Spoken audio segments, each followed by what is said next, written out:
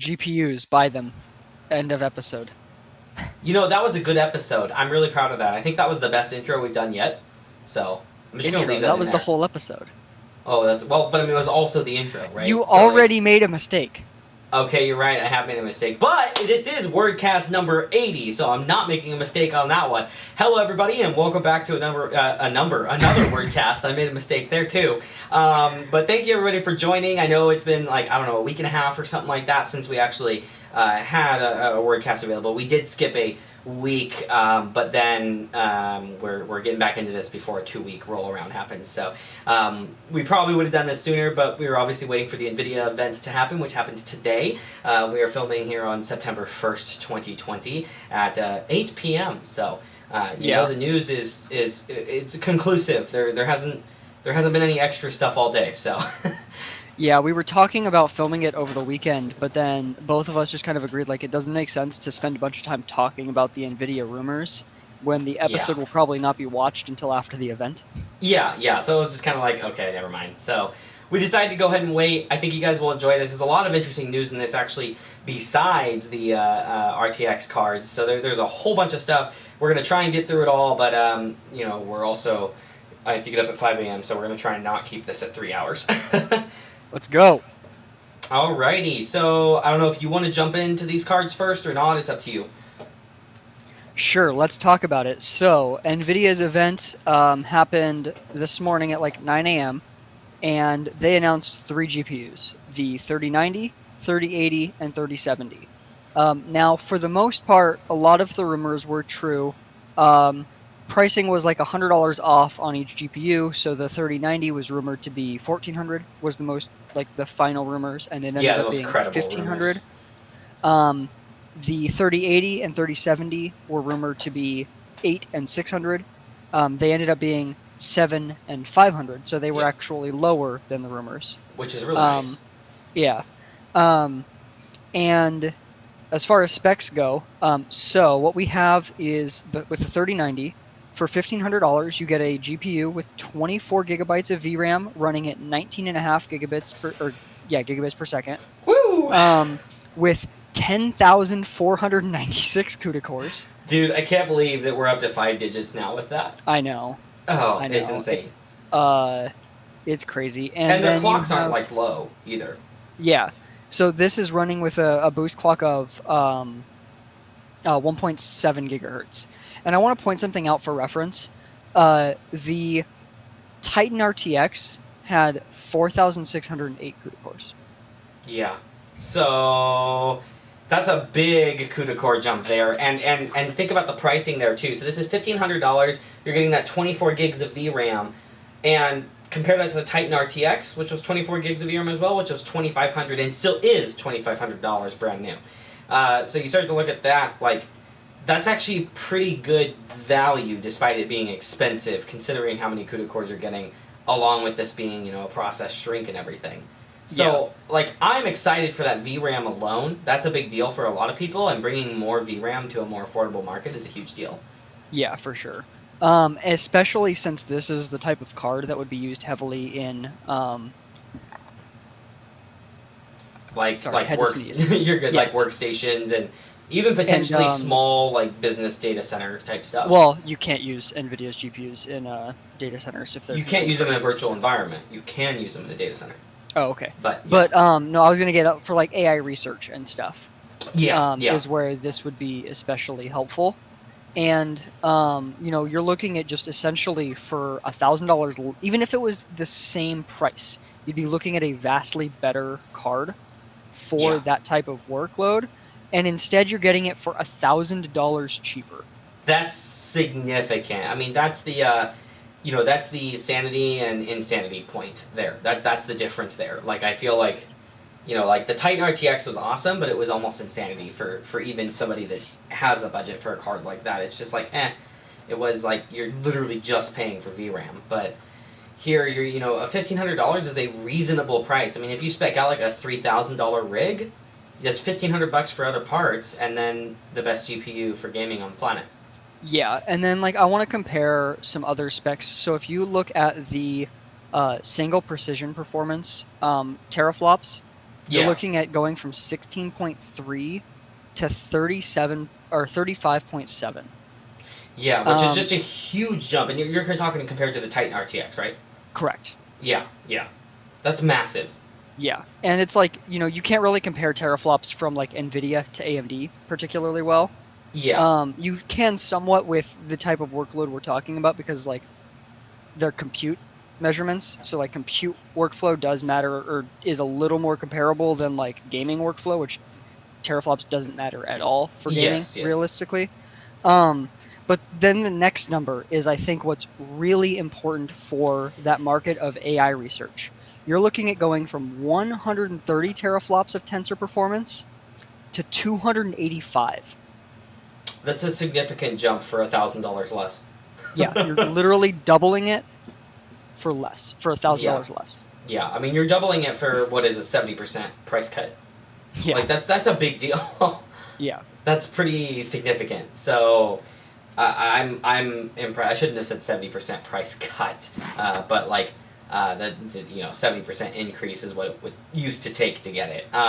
But yeah, that's absolutely insane. And of course, you've got the power budget to go along with it. So a 350 watt TGP now, is that a new term? no, I've seen it before. It's essentially just the same thing as TDP. Okay, it's just yeah. Okay, I actually hadn't come across that somehow, but yeah. So I the had to look it up, 350 but it's watts. apparently interchangeable. Okay, okay. So 350 watts, that's a power hungry card, and that's for the reference card. So we're going to see AIBs that are going to be even more power hungry than that. We're going to see some 400 plus watt cards, which is kind of insane to think about. Like Yeah. cards that are actually rated at that. Like I'm not saying like you're going to overclock it and it's going to do 400 plus watts. I'm saying like you're going to get stock clocked, like it's pre-overclocked above reference, but you're going to see cards that are clocked higher, just out of the box. They're clocked, Yeah. potentially 1.8, 1.9 gigahertz range. We'll see how it goes with the new 7 nanometer architecture, which is another big change here. 8 nanometer. 8 nanometer, well, they're all basically the same thing. 7 and 8, and that. And Intel's 10 in terms of transistor density and stuff. But, Yeah, I feel like the bigger difference is that it's Samsung versus TSMC. Yes, yes. So we're using Samsung die this time, which we'll see if their silicon does good with overclocking. I don't think we really have a great reference point for that at this point, so we'll just have to kind of wait and see what it's like. But I think it's interesting. It's definitely going to be a hot card. In fact, there looks to be a RTX 3090 from EVGA coming out. That's has a 360 millimeter rad for its water cooling loop. Mm-hmm. Most GPUs don't even do the dual like 240 millimeter. Most of them are single like 120 140 for the built-in GPUs. So that says something. Yeah, and I mean like that is the big difference with like the Titan RTX and the RTX 3090 is you're going Yeah. from 280 watts of power consumption to 350. Right. Yeah. Yeah. So like that's a significant jump. But when you look at the likely performance improvements, that's far worth it. Yeah, when you're looking at a doubling of essentially a doubling of single precision performance teraflops and a more than doubling of tensor teraflops, you would need 2 Titan RTXs to get the performance that you're looking at from a 3090, assuming this all holds up, which means you'd be looking at 560 watts of power consumption to get the same actual performance. Yeah, which is pretty crazy. Yeah. Yeah, so like I'm really excited for this. I do plan to be ordering one of these as soon as the pre-order goes live. I want to get some content to you guys as soon as I can, and obviously we're still in the market where we have to purchase stuff if we want to talk about it for the most part. Especially something that's expensive. But I am rocking 2 1080 Ti's here personally. I've been looking to replace them for a long time. They've been in there for a long time. And I was hesitating on doing water cooling until new GPUs came out. So now's the time. So I'm hoping to bring you guys some content on this, some potential benchmarks and possible use cases for the 24 gigs of VRAM, because I am one of those people that would like to have that much VRAM. Yeah. You're also weird. I'm weird, but I have a weird workflow, but I definitely multitask a lot, enough to use up a lot of VRAM. Mm-hmm. So yeah, there's and that. then I mean, like, right now I'm just curious for this 10 gigabytes of Jeez. VRAM.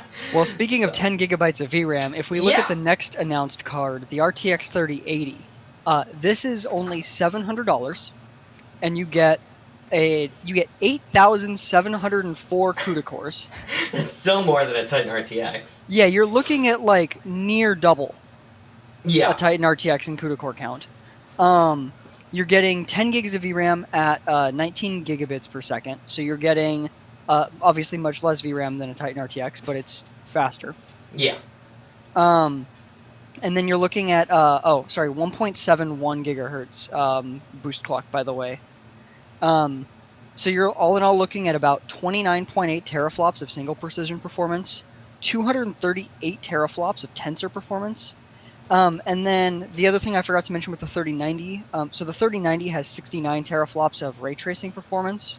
Nice. The 3080 has 58 teraflops of ray tracing performance. Yeah. So that and when you look at that compared to the 34 that you had for the 2080 Ti, Mm-hmm. which in my opinion of this generation was the only viable, like, I actually want to use ray tracing in AAA games card. Kinda the 2080 Super, I would say too, but like, that tells you the kind of potential increase that we're going to see here, and how viable games are going to be now with ray tracing enabled. Where, like, if we look back on this from a long time, right? Like, I feel like the 20 series was the series to skip, and this is like this is looking like the jump that we had with Pascal all over again. Yeah. And then this runs at 320 watts. Still power hungry card, man. Yes. And then while this was not announced today, there are rumors of a potential 20 gigabyte of VRAM version coming later. Yeah.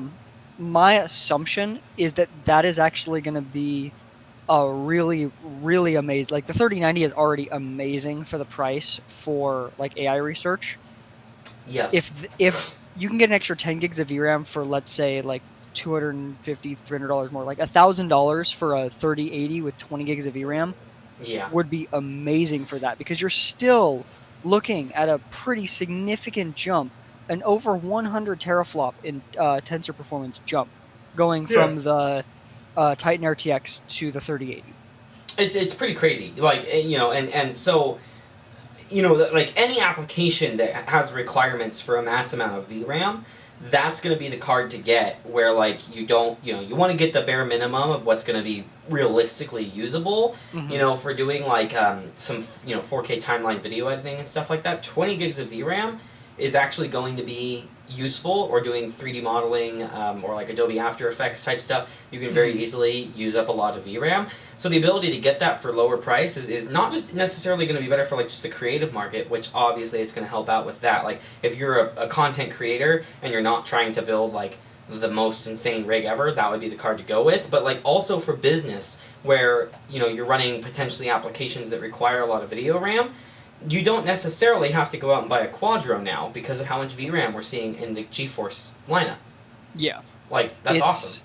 Yeah, it's getting really good. And so it's, like, especially for, like, independent content creators, people that are wanting to get into AI research for school, all these different things where you don't necessarily need the, like, guaranteed reliability you get from a Quadro, because obviously a gaming card is going to have, less validation on certain things. And so if you don't need that validation for, like, very intensive work, yeah, you're going to be rendering for a week. Yeah, having a cheaper option to be able to get into that market is going to be fantastic, and it's a really smart move from Nvidia, because if you learn Nvidia's hardware, because that's how you're getting into the market, and then that's going to be one of those things where you're more likely to move to their higher end hardware if you move into that market. Yeah. It's just, like, a fantastic move on their part. Yeah. And then for gaming performance, Nvidia is claiming that the RTX 3080 will apparently perform about twice as well as a RTX 2080. Yeah, which, for the like, same by price. the teraflop numbers, that kind of lines up. Yeah. So, well, and even if you just look at the fact that it's got, let me pull up the CUDA core count for the 3080, but I know its clock speeds are higher. It's got, obviously, it's got, 8,704. Okay. For the 3080, you said, right? You're talking about the 2080. 2080. Oh, the 2080. I'm not sure off the top of my head on that one. I'm just sure they have it on real the site. fast. But, yeah. 2080 has 2,944 CUDA cores. Yeah. So you're looking at a situation where you Clocked a bit have, higher, but still. yeah, you have more than double the, well, so no, its boost clock ends up being the same. Oh, We is it don't know, really? we Oh, don't know the we don't boost know the clock, but the, sustained, of course. Yeah, yeah. yeah, the boost clock is on the 2080 is 1710, and the boost clock on the 3080 is 1710. Oh, okay. Well, So never you're mind. Then looking I at a was. more than doubling of CUDA cores, slightly faster VRAM and 2 gigs more VRAM than the 2080 Which is for nice. for the same price. So unless they fucked up the core design, you should be getting fairly close to double the performance. Obviously, CUDA core performance doesn't necessarily scale Yes. perfectly, but more than like a decent amount more than 2x the CUDA cores should give you fairly close to 2x the performance because you're looking at, you know, you're going from 3,000 essentially to almost 9,000 CUDA cores. Yeah, it's a absolutely massive jump. I'm really excited to see what like actually comes out of this. And I would love to see a 20 gig variant as well. So I do hope that actually happens. Yeah. And this is interesting too because to be clear here, I probably should have mentioned it in the 3090 as well. But this is not using all of the SMs on these dies either. There's more CUDA cores there. This is with a significant amount disabled. So like the 3090. The die has 96 SMs, but only 82 of them are enabled, which that there looks like they'll probably end up being a Titan variant that has like 90 enabled or something. That's a guess, because they usually don't go to full 100% because it's just too expensive for consumer-ish cards.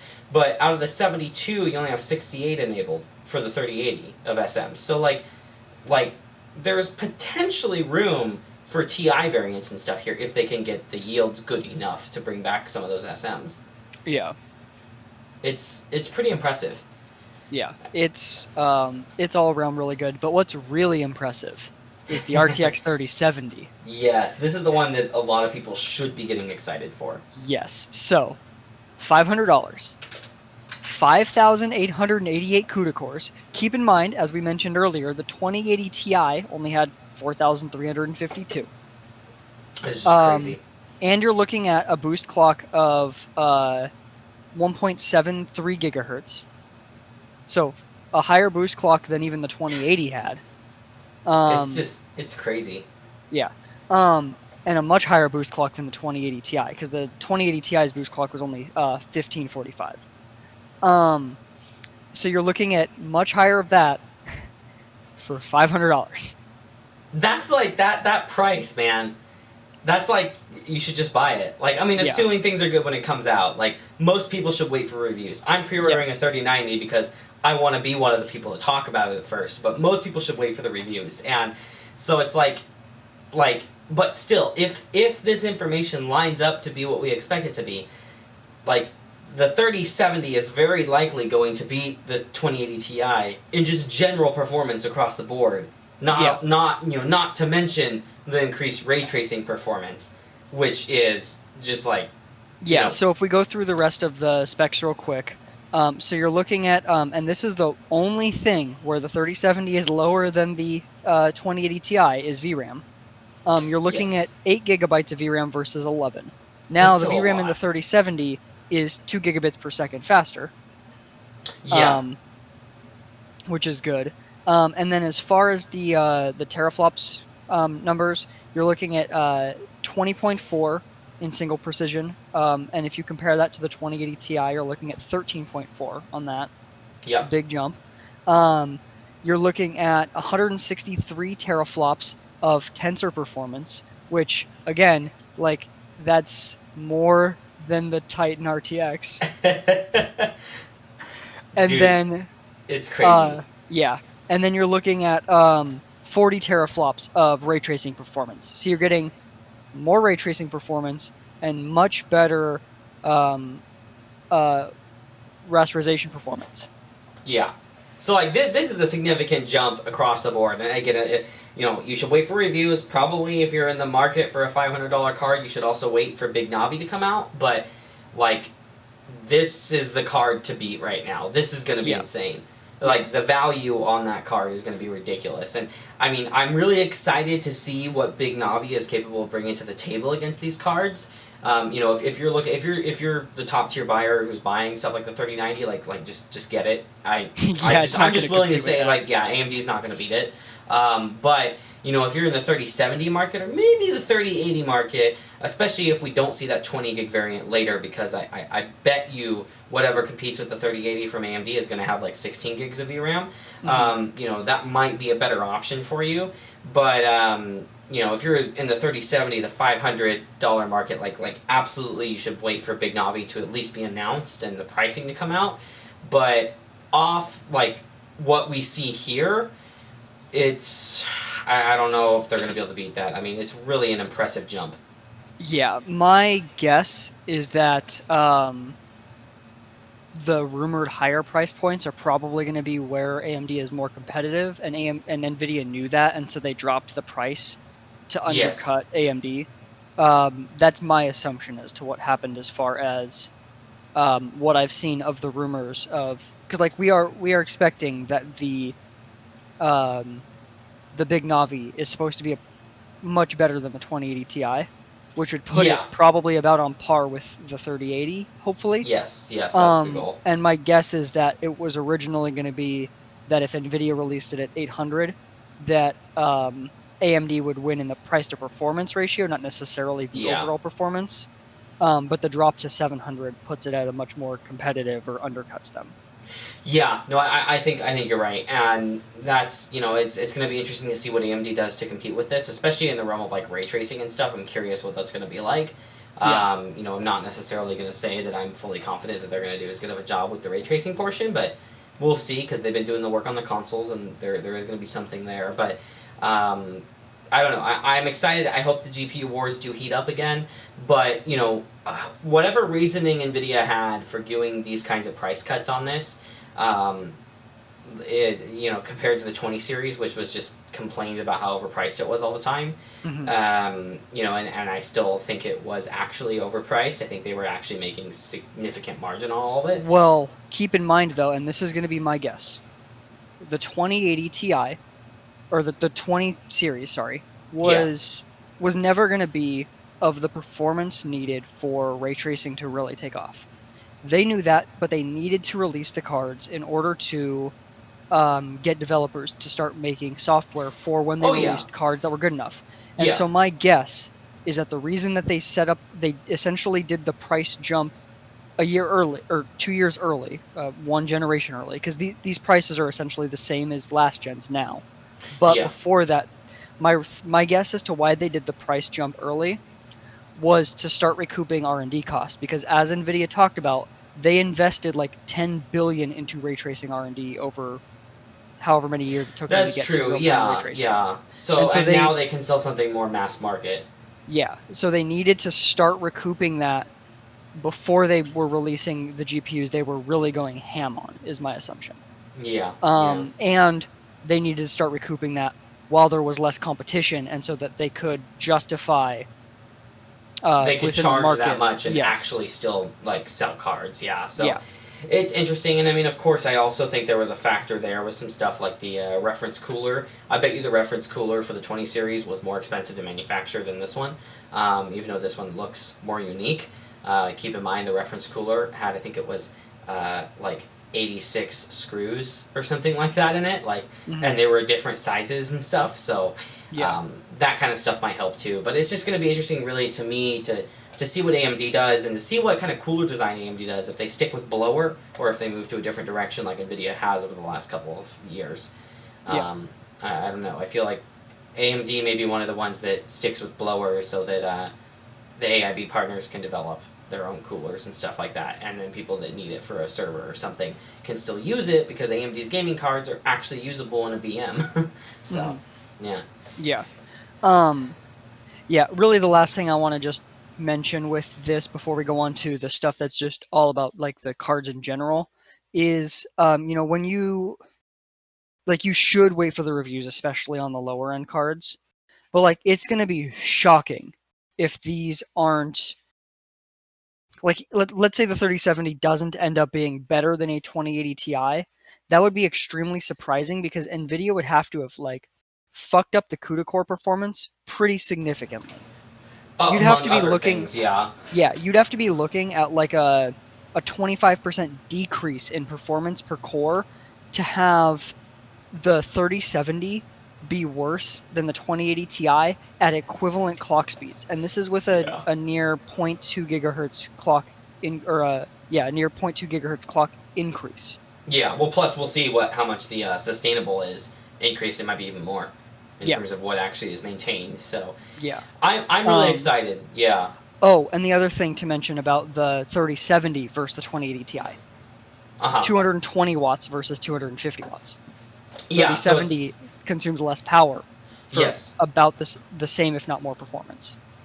Now, jumping into kind of some of the all card stuff. Did we get any news? I couldn't find any about NVLink, multi GPU, that kind of stuff. There was some stuff. I didn't look too much into it. Okay. What was it? Well, Which I can try article and did I can see do it some on? digging on that while you're talking about the new tensor cores. I'm personally really excited to see what this is like, but I'm also curious if there's going to be any kind of proper multi GPU support. I think the 3090. If I remember correctly, I saw something about it on the 3090 page, so I'm certain that one supports it. Okay, yeah, I'm pulling up that page myself right Oh, now to find the out. new NVLink bridge looks fucking dope too. Ooh, okay, I'm excited. It looks like the weird cutout for the GPU. Oh, okay, that's awesome. Yeah. So I'm like, yeah, that's actually really cool. Okay, Yeah. I'm gonna try and see if I can put here. Let me timestamp this and see if I can maybe put the NVLink bridge on the screen for you guys, so you guys can see that, because it's actually really freaking cool. And I now wonder if it's only the 3090 that supports it though, because if you control F on the 3080 page, NVLink doesn't come up. Yeah, no, I bet you it is only the 3090. Which also, that would make sense because of the fact that the 3080 is so much cheaper than the 3090. Yeah, absolutely. But the other thing to add in here that's interesting to me is the so you've got NVLink on this, but this is a triple slot card. What that means is most motherboards, just all your PCI is gone. You cannot use any of your other slots. Yep. Like, there's going to have to be... even if boards are built around that in specific, you're using up 6 slots at that point. Most boards have 7. So maybe you could have something right at the bottom. Yeah, that's what you could do. Like, my board, I'd have 1 slot available. And even then, actually, because of the layout of my PCIe slots, no, it wouldn't work. There has to be a space, because a lot of boards are laid out with the, slot, space, slot, space, slot, space, slot. And so if you use that slot, and it's using up all 3, you have to use the 3rd slot for the 2nd card. So it's really, I feel like water cooling is going to be important here. So, obviously I'm just ordering one of these off the bat, but, once I do the custom loop, maybe I will throw a second one in there. Yeah.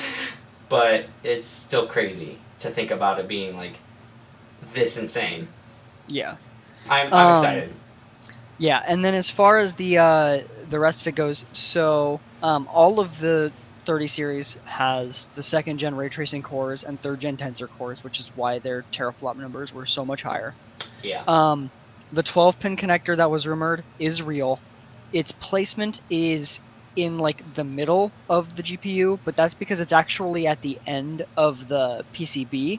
Yeah, because the cooler design is so unique. Yeah, so the PCB is actually on the official Nvidia Founders Edition cards. Don't extend all the way to the end of the card. And that's why they had to put the power there, on top of the fact that there are advantages to putting the power connector closer to the core. There's a lot that goes into it, but it's still an ugly spot to put it. Yeah. Now, as we mentioned before, in my opinion, the placement of it, even though it's technically in the same place, it looks much worse on the 3070. So on the 3070, if this was the side of your GPU, it would be right here going horizontally. Yeah. Whereas on the 3080 and the 3090, it's vertically and it's at an angle. So your power cables come out at an angle and go much closer to the side, rather than coming off the side and having to go up or down. Yeah. So it's kind of a weird configuration. Yeah. So I don't know why they did that on the 3070 specifically. I think that if they would have PCB done difference, maybe. Yeah, that's my guess. Yeah. And the cooler is different on the 3070 than it is on the 3080 and 3090. It does Right. not Right. use the same single fan on one side on the 3080. That's right. Yeah. So there are a lot of differences when you drop down to the 3070 as far as the cooler design goes, and that probably plays into it. Yeah, no, that probably does. It's still ugly, in my opinion. I mean, and just in general, I'm not happy Mhm. about the placement, but you got to do what you got to do for the performance, which is, of course, the most important part of it. So, and I will say the rest of the card looks absolutely badass. I actually love the cooler design on this. In fact, I like it better than the 20 series. I feel like it kind of factors in some of that uniqueness that I like to see from Founders Edition cards. Yeah. Where, you know, like even the blowers that you have on like my 1080 Ti's here, like those are the most interesting and quietest and best performing blower cards that I've ever used. And I've actually used a lot of blowers for various reasons. And so, like, seeing the more unique designs I appreciate versus last time was just like, oh, it's just an add-in board card, except, you know, with so many screws, it's hard to put a water block on it. Yeah. So, which I hope they fix that this time around. But I feel like this crazy design is more of an excuse where if they do have a lot of weird screws and connectors and stuff, that it's a little more warranted because they actually did something unique. Yeah. Also, if anyone is interested in water cooling, the 30 series, Yeah. I think it was EK had tweeted that Yes. they expect to have stuff available at or very close to launch. Yes, They've as worked usual. with Nvidia. Yeah, a lot of these bigger water block companies like EK work with them ahead of time, EK especially, so Yeah. that's what I'm hoping for too. Like, I'm going to get the 3090, test it, stress test it, all that kind of stuff, but I'm hoping a water block comes out shortly after, add some radiators in the water block to the setup to actually start to cool this thing, because it is going to need a lot of Yeah. a lot of cooling power. And I love how they're calling the 3090 the BF GPU. Yeah, It's the a big fucking ferocious. Yes. Ferocious is the term they're using. I can't believe it. Yeah. Oh, that was so great. Yeah, you know, it's a big fucking GPU, guys. Like, you know what? I appreciate the memery with that. Yeah. I really do. So, Yeah. yeah, it's pretty good. And then all of these are PCI Express 4. Now, none of them should be that we know of. Maybe the 3090 in like specific workloads. I'd be surprised if it did, but you should be fine on PCIe 3. I don't think you'd Yeah. see a performance loss. Yeah, I think you're going to be okay. At least for the most part. There might be a few certain instances, like Yeah. you said, but in general, it should be okay. I think if you did run into a performance issue, the most likely scenario would be doing something that actually utilizes like all of the tensor workflow on a 3090 and all of the VRAM. You Yes. might run into some issues there. Yeah, that's going to be the only scenario, I think. Yeah. The virtual link adapter is dead. One generation and it's dead. I can't believe that it died that quickly. I mean, I'm actually kind of surprised because I like the idea behind it. I think the reason being that by the time enough people are going to be adopting VR, that it would matter, wireless VR will be more of a thing. That's true. That's something that people are really going to want. Yeah, and then the other thing is like, the issue is that because it was really only Nvidia doing the virtual link port and not AMD. Yeah. And AMD could have, by the way, like for anyone that was wondering, it is an open port. It was designed by a bunch of companies. Because it was just Nvidia, you run into the issue that like, if you're making a VR headset, you either have to make it with the virtual link, and then everyone else has to use an adapter, or you can make it for every other GPU on the market besides the 20 series, and make that use an adapter if you want to use that port, at which point there's no point in using the adapter to that port because you already have all the other cables. Yeah, that's a good point. So really the advantage that it had was that it gave everybody an extra USB-C port, which is nice. Always useful, but yeah, also kind of in an awkward spot. Yeah, on your GPU. Yeah, it's a little bit weird. If anything, it was more useful for laptops because having a port that serves as your VR port and a USB-C port is beneficial. That's extremely useful. So like you put RIP virtual link here, it is kind of sad that it's gone. Like, but yeah, it was I don't know, but welcome 12th pin. Yeah. And then it does include HDMI 2.1 and DisplayPort 1.4a. Oh, So okay, that's nice then. Yeah, yeah. yeah, So I mean, um, yeah, especially being able to HDMI 2.1 there, that's a big deal. yeah, For um, 4K high refresh and everything. yeah. If you want to use like a 3070 or 3080 in like a HDPC to game on your TV, Yeah, it's well, gonna that's be a perfect great because you setup. can you can do like a 4K OLED and 4K 120 hertz gaming Yeah, on your desktop. So it's pretty nice. So yeah. I'm stoked. But what's this RTX IO thing? This is something that's interesting to me. Yeah, so if you guys have seen our coverage of PlayStation 5 and Xbox Series X, we've talked a lot about how one of the big advantages that that hardware has is being able to more rapidly pull data from the SSD and funnel it much more efficiently to the GPU so that you can load in assets. And it would actually increase um, visuals in games via Yeah. your SSD because you can stream the data to the GPU so much faster that it's essentially, in effect, giving you the equivalent of more VRAM for Yeah. certain assets. Which is Texture streaming takes up a lot of data, and being does able to funnel that through as fast as possible is very important.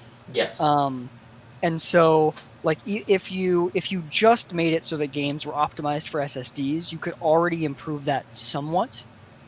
But it's very important to improve that like workflow of data from SSD to GPU VRAM, especially when you have it compressed, Yeah. which most everything on your SSD is compressed. Yes. And so what this does, RTXIO, is it's essentially a way to using a Microsoft API. It's a way to take the data off your SSD, decompress it through your GPU rather than through your CPU, and get it into the VRAM into the game loading much faster. And so this, in effect, and this is the other big benefit of the way that consoles were doing it, and this finally brings it to PC as well. Which we Um, speculated would happen. yeah, I mean, we knew it would happen because Like eventually, if yeah. if AMD is making the GPUs for the PlayStation 5 and Series X and they're putting this tech in, then it would be very odd for at least AMD to not be doing this on PC because they're building the tech. It wouldn't really make any Um, sense. yeah. Yeah. But what this does is it effectively improves performance already, but then it also frees up CPU cores because normally your CPU would have to be doing that decompressing. And so Yeah. you'd be limited.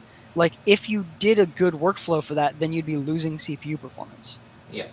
And so this frees up CPU cores, improves game loading, improves asset loading so you can have more detailed worlds. And this is such a great feature, but you should not take this into account when you're considering if you're going to upgrade to the 30 series or not. And the reason being that like the developer preview for the direct storage API isn't coming until next year. Yeah, so it's The a long ways the off before this is preview. usable. Yeah. Yeah. Yeah. And you should not buy hardware based on the promise of future software. Something that MKBHD says a lot that I very much agree with. Yeah, no, I entirely agree, yeah. Yeah. That's what they want you to do. They want to sell you on the feature, Yeah. and then not have to implement it. What you should think about with this is if you're already going to buy a 30 series and you're the type of person that keeps their GPU for a while, Yeah. then you can rest easy knowing that once games start to adopt this, you can take advantage of it. Yeah. Which, knowing But- the gap we had with Maxwell to Turing in terms of time frame. I mean, even with Turing to Ampere, we Yeah. had 2 years between single generations. Right. So like this will probably be a real viable thing on the 3000 platform. It's just a matter of Eventually, yeah. Yeah. It's just a matter of when it happens. Like what I mean is like obviously don't buy it because of this feature. Still entirely agree there. But like when this becomes viable and actually used in games, you probably still will only have the 3000 series to purchase at the time. You know what I mean? Yes and Maybe. no. It depends. I mean, because it might last. I mean, you got to remember, like Maxwell technically had like a 4-year lifespan or a 5-year lifespan from when it initially launched. Yeah, but that wasn't that 2 generations though? No, I'm talking the 10 series. So even though my 1080 Ti came out in 2017, which was only a year before Turing started, like a year and a half before, the 1080 Ti was the latest card in that series, and it came out over well over a year after some of the other cards. So like, if I recall That's still only correctly, 2 years. Yeah, the 2080 came out in May of 2016. So you're yes, looking at correct. 2 years from 10 series to 20 series, and then 2 years from 20 series to 30 series. So you're looking at 2 years-ish. If they keep their current pacing, you're looking at 2 years between now and the 4000 series. And if that's the case, well, this API isn't going to be in dev preview until next year. Even if we assume it's early next year, then that means you're looking at, let's say it's like April-ish, Yeah. making up a date, but let's say it's April. That means you're going to be looking at maybe a game or two that uses it before middle of next year. Very few games still that use it by the end of next year, because generally new stuff like this doesn't get taken advantage of. And Being part of the Microsoft API and Xbox, though, is going to help but with most that. Xbox games are not being optimized for This is true. Xbox. Yeah. That's the big issue, is that the way that Microsoft is approaching it is that even their first party games that are coming out for the next 2 years are not optimized for Xbox Series X, which means that they will not be fully optimized for an SSD for 2 years, which means even if they take advantage of this API to some degree in their Series X optimization, it won't be fully being built for it. And so you're not going to be getting real advantage of it you will get it in some games.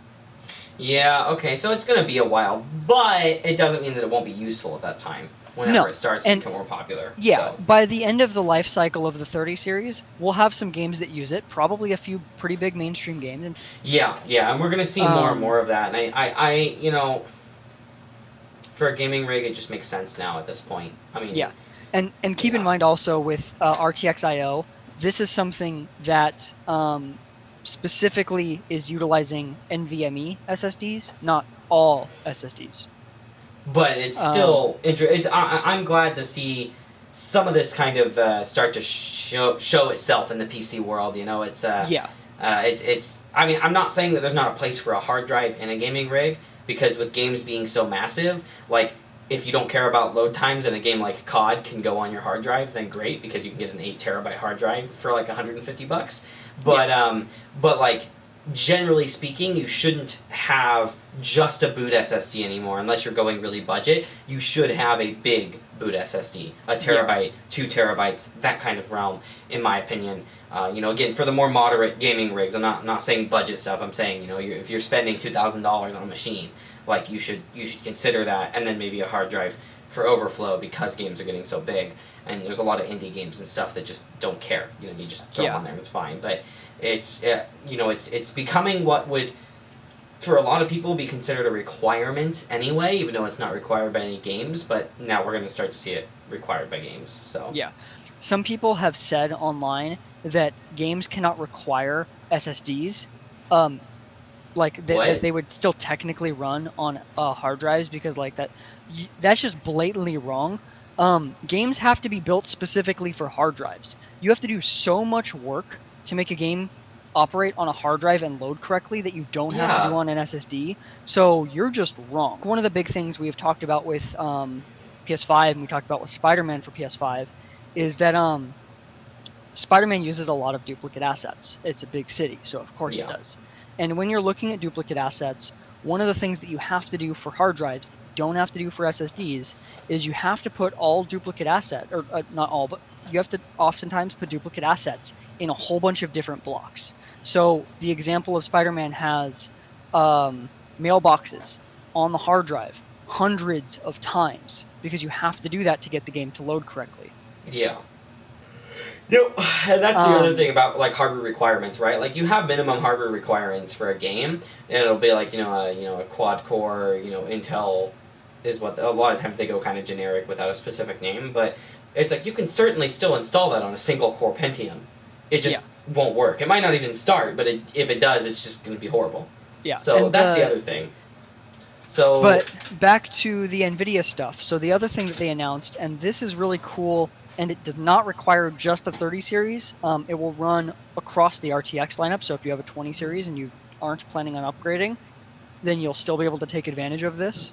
Nvidia Broadcast. So this is a new software suite for streamers and content creators. We had actually seen some of this beta previously. The noise Yeah, like removal just on specific. the 20 series. Yeah, Yeah. yeah. And so what we have here is 3 different things. We have the noise removal that we've already seen, so I'm not going to get too much into it, but essentially it's just pretty damn good background noise removal. Yeah, it does a good job. Yeah. Then what we have is virtual background. Now, this type of thing has, I mean, a lot of like webcam software has been able to do this for a while, where it will do its best to crop out your background even without a green screen. Yeah. It generally doesn't do that good of a job. It's pretty awful. This honestly looks better than some people's green screen setups.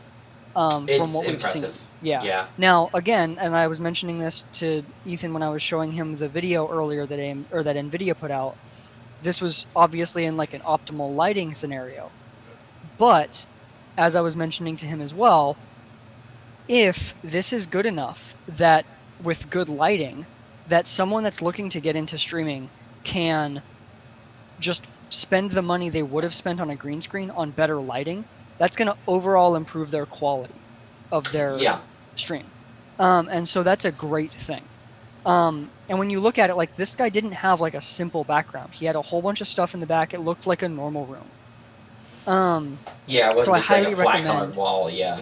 Yeah, I highly recommend anyone that's interested in this look at Nvidia's like official video on it. Obviously, we'll have to wait until the software is out so that we can test it in a more wide variety of scenarios to see how well it really works. Yeah. But at least in that scenario, with optimal lighting, it looked like it did definitely a good enough job for streamers. It looked like it did a pretty damn good job. Yeah, yeah. So it was pretty impressive, and actually, I was really impressed with some of the stuff like the auto framing, right, where it tracks you. That looked really, really good. Like that was pretty much flawless, and I really like the idea behind that. Yeah. So what that is essentially like obviously like you can zoom in on your webcam, and then like you can manually move the camera over if you move position. Yeah. But obviously, you're not going to do that if you're like moving to reach over to grab something, or like just natural movement in your stream. Well, what this does is it uses the like tensor cores, AI, blah blah blah blah blah blah blah, to track you as you move, and it very smoothly moves it so it looks more like something that you would see from like a newscast or something, where someone was like panning the camera over a little bit to track Yeah. you and keep you in the center of the frame. So if I'm here right now and I move over to the side, I would have stayed centered the whole time, and the like zoomed in camera would have moved with me. Yeah. Oh, well, and what's nice too is it doesn't look like it's too sensitive. So like the smaller movements of just like doing this. Yeah, Like, it's not like it didn't super jiggle. jittery. Yeah, yeah. It does a good job of knowing when to actually start moving. So we'll see in real world testing how good it actually is. But I like to see them pushing for like here are some actually potentially interesting things for content creators to use. They're rather than just making kind of blank promises. So Yeah. I'm pretty impressed. And I'm wondering how much of the actual tensor core performance these things actually take up. Probably One not thing that one much. thing when you get your 3090 that I want to try Yeah. is we need to both play the same game with DLSS on, and we'll try and match up what resolution we're using DLSS to. And I want to see if with DLSS active, because that takes up tensor core performance, significant Yeah. amount of it. If I have a decently worse like virtual background and decently worse, I don't expect the auto framing to be that much worse. If anything, I would expect the virtual background to be worse. Right, or frame rate drops. Right, like Yeah. like imagine you move right enough to trigger it, and then like you get a dip in your frame timings. Yeah. Or a spike. But yeah. So that would be something that I'd be interested to test, because like I have a 2070, which is like not the bottom tier, but like pretty close to the bottom tier of tensor cores. Yeah. That are currently on Nvidia GPUs. But it's still And- like useful for some of the more AI style stuff rather than just Yeah. rather than the like ray tracing itself. Yeah. Yeah. So I'd be interested to see how well that holds up while you're actually using the tensor cores for DLSS, because If Yeah. even on my 2070, you could reasonably do DLSS and the virtual background, that would be amazing. It would be, yeah. It'd be impressive. I would definitely like to do a video on that, so I think that's one that we can kind of keep planned. In fact, I Yeah. will. I'm going to stick that on my to-do list so that we can remember to do that. Yeah, because I like that idea. I would love to see a comparison there to see if you do like I would kind of hope that the function just works and you see some smooth frame rate drops. You know what I mean? Like during usage, right? So like Yeah, well, the tracking, you have like 5 or 4 FPS lower performance in game, but even then, and I'm talking with DLSS on, yeah, of course. Otherwise, it shouldn't have hardly any effect. But yeah. Well, what I'm wondering is, and I guess it would depend on how they decide to handle prioritization of everything with the tensor cores. What I'm yeah, wondering is if the virtual background quality will be the same when it's hmm stressed. Because I could see a situation where it gets stressed and it's just not running the algorithms for the virtual background as well, and it's not doing as good of a job cutting things out. yeah. So you start to see stuff come back into play, Yeah, kind of that would randomly. be Yeah, one of the things that I would wonder if they artifacting have a and way stuff. to avoid, if they've specifically worked through that on the lower end cards, The or if they've pretty drivers are much going to have just, to be what handles that, I think, at that point, which yeah, also indicates that Windows is going to be the only place that's viable. yeah. So, interesting. Yeah, no, I just So, put that on the list, so that's on the list of videos to make once we can actually be in person making videos again at some point, hopefully eventually before the end of the world. yeah. um, yeah, so that was interesting. A lot of NVIDIA news there. That pretty much sums up our NVIDIA stuff, though, so I'm sure we'll have more to talk about as time goes on, but yeah. Interesting.